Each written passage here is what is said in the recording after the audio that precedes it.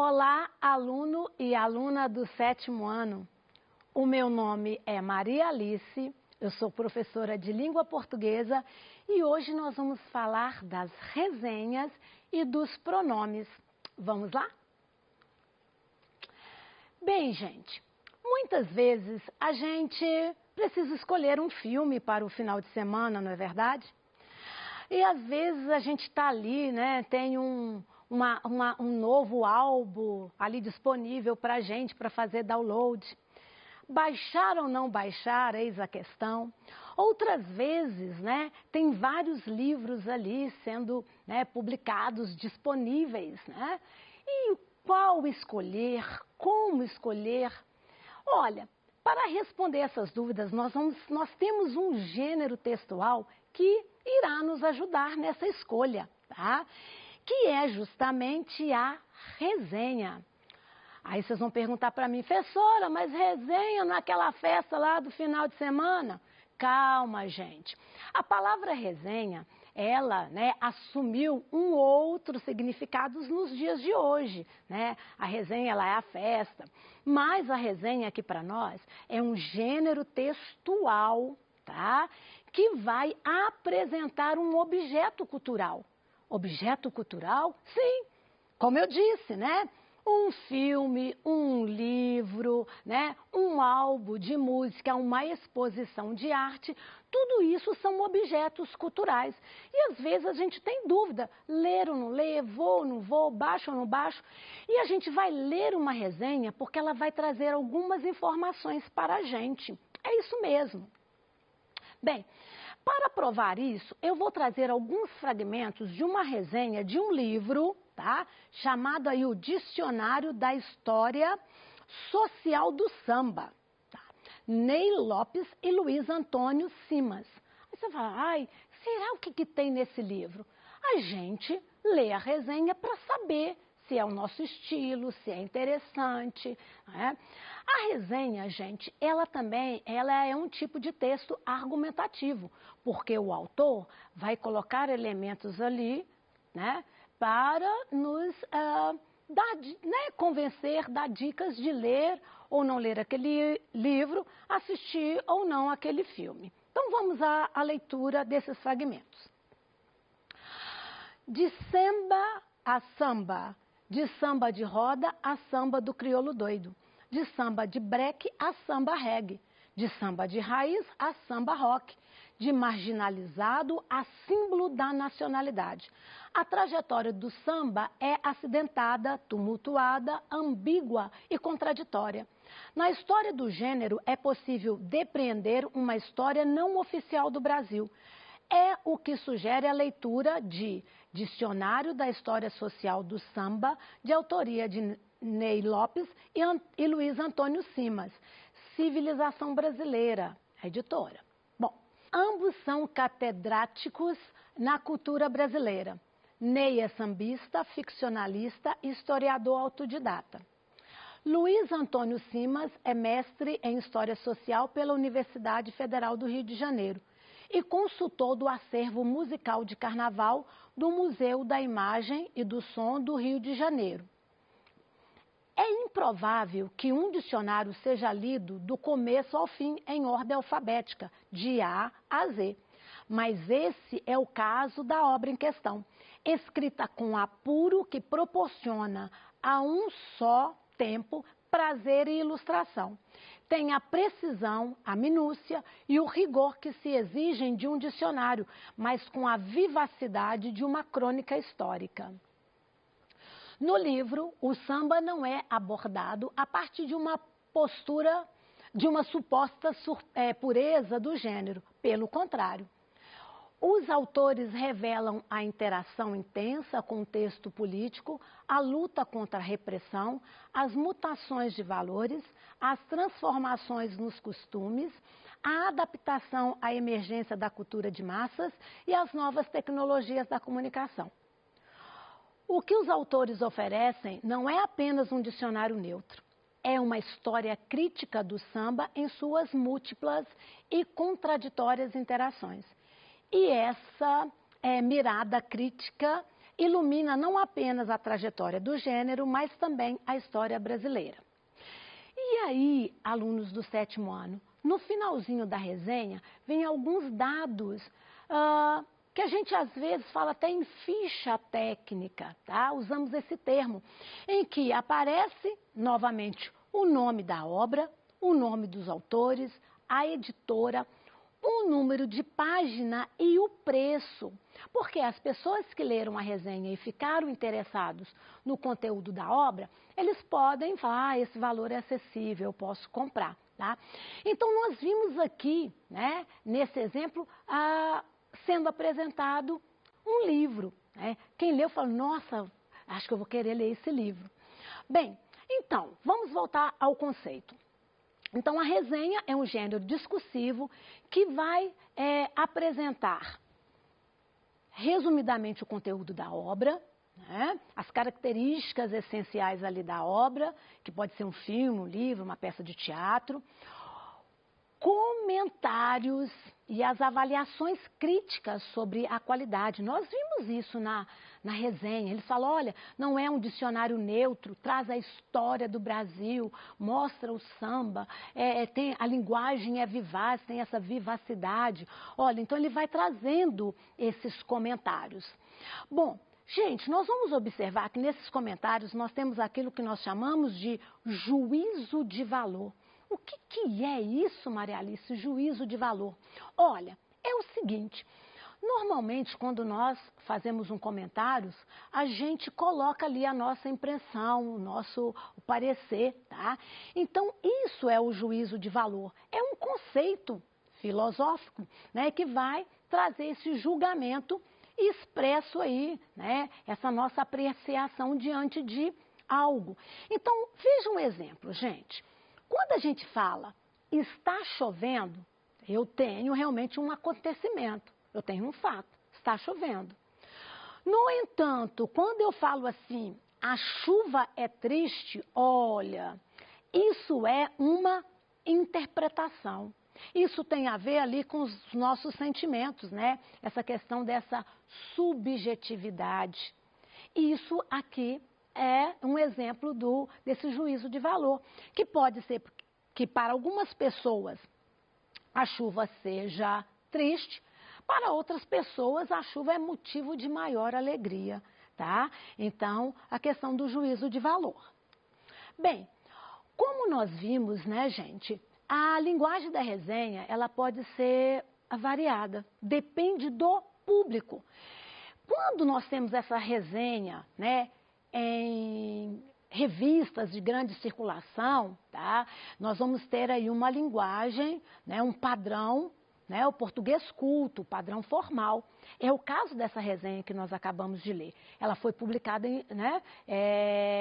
num site. Então, aqui, como o público é bem variado, então nós temos essa questão aí da linguagem culta. Agora, muitas vezes nós temos resenhas escritas, né, voltadas para um determinado público jovem, né? E aí, nesse caso, pode ter uma linguagem mais coloquial, tá? Bom, vamos lá. Gente, além da resenha, né, a resenha, na verdade, ela se divide. Nós temos uma resenha que é chamada de resenha crítica, que é um trabalho mais acadêmico mesmo, mais escolar, muito parecido com esse que nós acabamos de ler. O objeto é apresentado, tem os comentários. A gente tem a resenha descritiva, que vai só descrever aquele objeto cultural sem os comentários, sem o juízo de valor.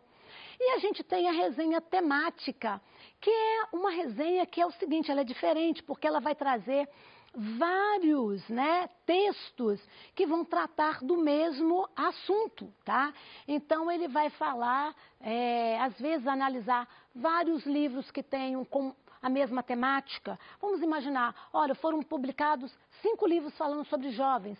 Aí o resenhista vai comentar sobre esses livros. O tema é o mesmo, adolescentes, os livros são diferentes, tá vendo? Então, a resenha temática.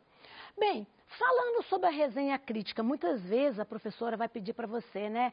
Faça uma resenha para a nossa aula. Às vezes o professor de história pede uma resenha, a professora de português. Como fazer uma resenha, professora? Pois é. A gente primeiro vai identificar a obra, né? Vai colocar ali os dados bibliográficos do livro, ou né, do artigo, da peça, esses dados. Nós vimos isso na resenha e fala, olha, o livro fala assim, os autores são esses, né? Então a gente situa, né, apresenta a obra, situa o leitor descrevendo, né, o conteúdo a ser resenhado. A gente fala sobre a estrutura. Vocês viram na resenha que nós lemos, falou, olha, não é para você, de nenhum dicionário a gente lê de A a Z, mas esse aqui a gente vai ler, né, tamanha a vivacidade, a importância que ele vai tratar ali o samba, né? Então aqui descreve a estrutura, vai falar dos capítulos, das seções, do foco narrativo, o número de página, aí depois descreve aí o conteúdo, né? Então nós temos isso aí na resenha. Aí nós temos também a análise, né, da obra, e ali nós também vimos isso, ele falando dessa importância desse dicionário, né, que não era só trazendo os verbetes, mas fazendo essa retomada da história do samba no Brasil. Então tem essa aqui, né, a questão dessa forma crítica. Nesse momento se faz comparações, se explica alguma coisa, tá? Então tem essa questão do senso crítico e recomenda a obra. Muitas, às vezes em filme, gente, costuma acontecer isso. A pessoa fala, olha, indico esse livro para professores e pedagogos, indico isso para jovens. As pessoas, eu já li resenhas que falavam assim, olha, as pessoas que se comovem muito facilmente, não assistam, né? Não assista esse filme se você é muito sensível, tá? Então você tem aí a recomendação da obra, né, falando da finalidade, os elementos sociais, pedagógicos, tá? Nós temos isso aí. Finalmente, a gente tem falando sobre, né, o autor, né, da obra que foi resenhada. E, gente, é comum também a pessoa que escreveu a resenha se apresentar no final, falar dela, olha, meu nome é Maria Alice, eu sou professora, né, semana que vem eu trago uma nova resenha. Então, costuma também acontecer isso aí, passo a passo da resenha, né? Da resenha crítica. Vimos o exemplo. Bom, gente, aí vocês podem ficar com algumas perguntinhas. Como vem essa questão desse juízo de valor? Como eu identifico isso ali na obra? Então, quando o autor faz isso, ele fala sobre a relevância daquela obra para o contexto atual, quando ele fala da linguagem, né, quando ele mostra os pontos positivos ou negativos, que tem resenha também. Gente, nós sabemos de casos que as pessoas não assistiram a um filme, ou não leram a um determinado livro, ou não foram numa exposição, depois que leram a resenha. Aí fala, não vou lá não, tá? Então, olha a responsabilidade de quem escreve uma resenha. A resenha é formadora, né, também ali, né, se a pessoa vai ou não vai assistir ou ler aquele livro ou não, né? Aí as contribuições, né, da obra para o público, e aí a gente tem muitas vezes essas comparações como nós vimos, tá? Bem, olha, falamos sobre resenha, e agora nós vamos falar rapidamente sobre um outro assunto que também está, né, no PET de vocês, né? Vocês também vão estudar nesse período sobre os pronomes. Vamos ver rapidamente sobre os pronomes. Bom, vamos ler uma tirinha. Você sabe o que há de errado com a sua mãe? Não. No entanto, ela foi ao médico hoje. Eu adoraria se não... O quê? Você acha que ela está esperando um bebê? Acha? Um bebê? Por que ela iria querer outra criança se já tem a mim? Sim, ela deve ter aprendido a lição. Gente, aqui nós temos, né, as duas personagens, né, o Calvin e o Haroldo, né, num diálogo, e nós vamos observar que uma determinada classe de palavras, ela vai aparecer. É justamente a classe dos pronomes. O que é o pronome? O pronome é essa classe de palavra que vai acompanhar, substituir, né, o substantivo. Então vamos lá, aqui na tirinha, olha, quando ele fala, Você sabe o que há de errado com a sua mãe? Você é um pronome de tratamento. Ele está conversando com o interlocutor, tá? No caso aqui, como eles são, né, amigos, ele vai usar um pronome, né, de maior intimidade, você. Se tivesse uma hierarquia, um distanciamento, uma questão de idade, respeito, ele usaria o senhor, a senhora, vossa excelência, tá? Então aqui é o trato familiar. Bem, aqui sua mãe, sua é um pronome possessivo, né? Indica que é a mãe do garoto, do Calvin, pronome possessivo. Depois nós temos, né, eu, né, o pronome é quem está falando, né? Então eu, pronome do caso reto, pessoal. Aqui eles continuam conversando, né? E aqui ele vai falar, né? Ela já tem a mim. Olha, a mim é também um pronome pessoal do caso reto. Volta para ele ali a imagem, né? Então, nós temos aí, nós vimos que o pronome substituiu quando ele fala ela. Em vez de falar sua mãe, repetir a palavra mãe, falou ela. Substituiu. Acompanhou, gente. Sua, o possessivo acompanhou o substantivo mãe. Então, acompanhou aqui, né?